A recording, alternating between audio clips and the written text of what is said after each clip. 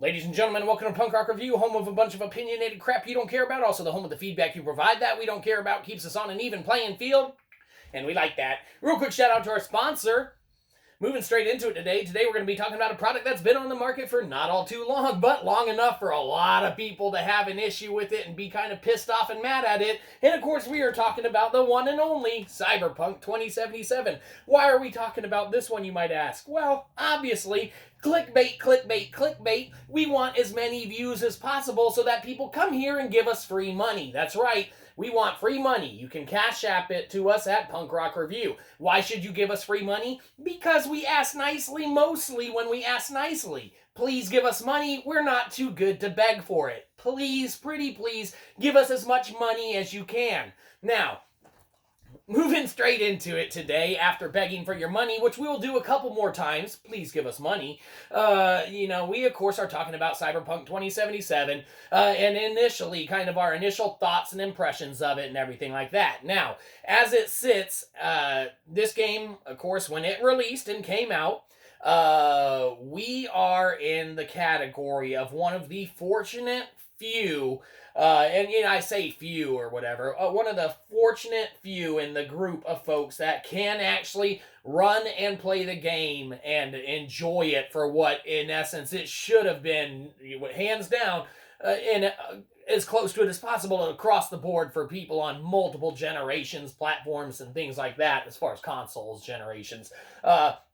And strictly the only reason why we don't have as big of an issue with this game as other folks do is because we're able to play it on the Series X. Now, I guarantee you, if we were in the boats and as other folks and ended up getting this one, man, on the regular Xbox One and or on an original PlayStation 4, the videos that we've seen of the glitches and just, sheer unplayable mess that is, prevalent in a lot of the kind of, things that we've seen, it would be unacceptable and such. But, we're in a kind of hard spot because, we can play the game and actually enjoy the game for what it is, with minimal frustration on any of the playability factor of it, both graphically and, just playable, aspects of it in general, man, frame rate, pop in, textures, whatever.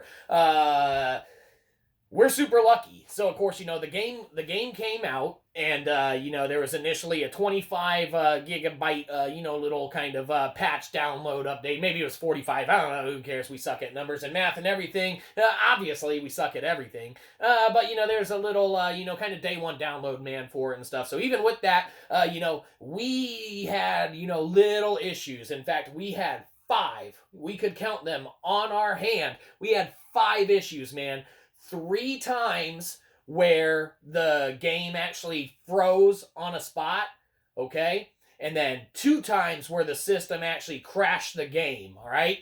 And now, with one of the freezes, all right, so the game froze and kept playing. The game froze for a couple seconds and kept playing. The game froze and crashed, and then a separate crash. So 5 issues, man, solely, wholeheartedly that we had, since the initial, kind of little update and download and such from release, all right? So that's pretty good, man, compared to the sheer amount of frustratingly annoying bugs, glitches, crashes, we get it on other consoles and such, as far as it goes, with initial thoughts and impressions and stuff, and man, refunds and everything, pretty warranted, in those situations. But for us, we lucked out. We had the hardware to kind of run it, man. I'm sure a lot of folks on PC, which obviously the game had to have been developed for predominantly and stuff. There's no reason or rhyme or reason for it to kind of be in the state and condition that it was on the older hardware, which is what was around while it was being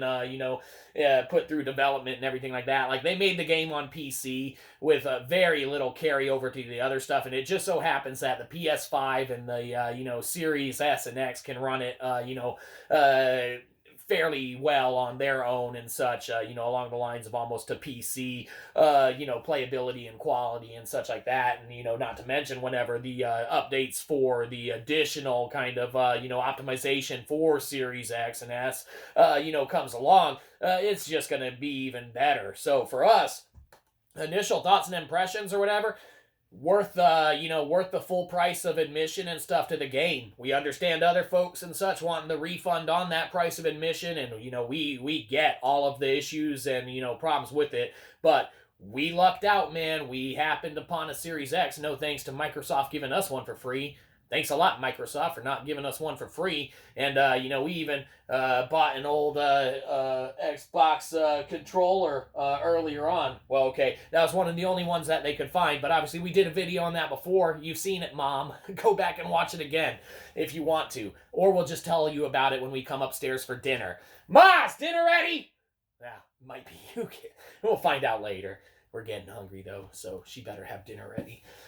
Initial thoughts and impressions, man. Yeah, the game is worth full price of admission and everything like that. We understand the problems and issues with anyone with older, generational hardware and such. It's not going to be as playable or anything like that. So initial thoughts and impressions only, man. What can be said about this one? Well, Cyberpunk 2077, initial thoughts and impressions for folks like us, man, that had the hardware and everything to run it. Gets a W for, worth the price of admission and everything. Can we hands down say best game ever, that we've ever jumped into or anything like that? Nah, man, we haven't even, beat the main storyline or anything like that. We are slow rolling it and enjoying it, and, thankfully, luckily, we are able to do so in a manner that is not frustrating as far as gameplay goes or anything like that. We can tell you in the switching between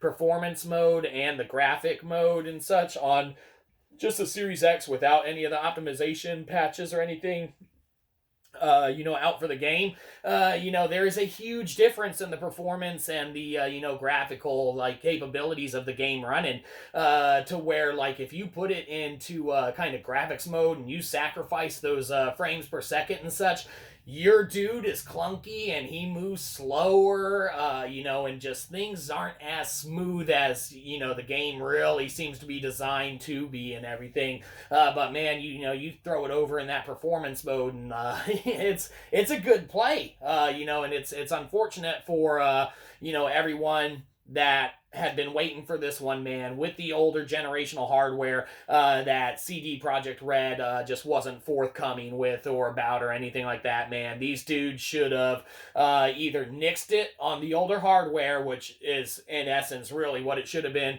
and or, man, been like, hey, release it in chapters or something like that, man, on the older hardware to where they could really kind of fine-tune a aspect of it to where at least folks could get a taste of the game, but to where it was playable and everything.